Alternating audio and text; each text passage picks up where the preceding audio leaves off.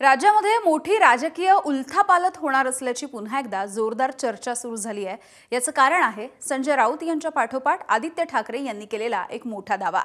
22 आमदार हे मुख्यमंत्र्यांच्या गळाला लागले आहेत असा सनसनाटी आरोप शिवसेनेचे आमदार आदित्य ठाकरेंनी केलाय। त्यामुळे हे 22 आमदार नेमके कोणते आहेत याविषयी जोरदार तर्कवितर्क लढवले जात आहेत। मात्र शिंदेंच्या शिवसेनेनं नेहमीप्रमाणे हे सगळे आरोप फेटाळून लावले। आगामी निवडणुकांच्या तोंडावरती गेल्या अनेक दिवसांपासून भाजपकडून शिंदेंच्या शिवसेनेला भगदाड पाडण्याचं काम सुरू आहे। त्याच पार्श्वभूमीवरती विरोधकांनी हे आरोप सुरू केले आहेत।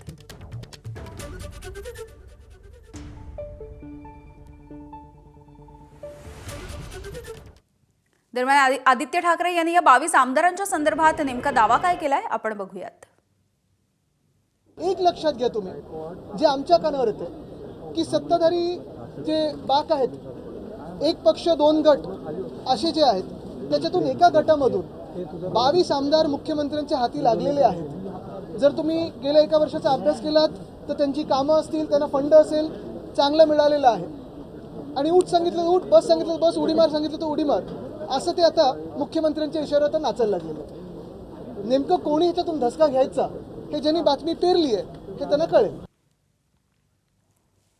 तर आदित्य ठाकरे यांनी केलेला दावा आपण ऐकला, मात्र मुख्यमंत्री फडणवीसांनी हा सगळा दावाच फेटाळून लावला।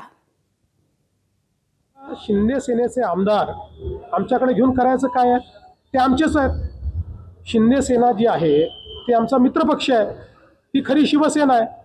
त्यामुळे ते आमच्या मित्रपक्षाचे आमदार आम्हाला घेऊन आम्ही अशा प्रकारचं राजकारणही करत नाही। उलट शिवसेना मजबूत झाली पाहिजे याकरता आम्ही त्यांच्या पाठीशी उभे आहोत आणि निश्चितपणे भविष्यात शिवसेना, भारतीय जनता पार्टी आणि आमची महायुती अजून मजबूत होतानाच आपल्याला पाहायला मिळेल। दरम्यान आदित्य ठाकरे यांनी केलेल्या याच दाव्यावरती शिंदेंच्या शिवसेनेचे आमदार आणि मंत्री संजय शिरसाट यांनी नेमकी काय प्रतिक्रिया दिली आहे बघूयात। काय आदित्य ठाकरेंना कुठून काय मिळालं असेल माहिती नाही, परंतु जर त्यांच्याकडे माहिती असेल तर असेल, परंतु आमच्यात त्याच्यात कुठेही भेदभाव नाही, मनभेद नाहीत आणि आमच्यातले आमदार जायचं काही प्रश्न नाही। एबीपी माझा, उघडा डोळे बघा नीट।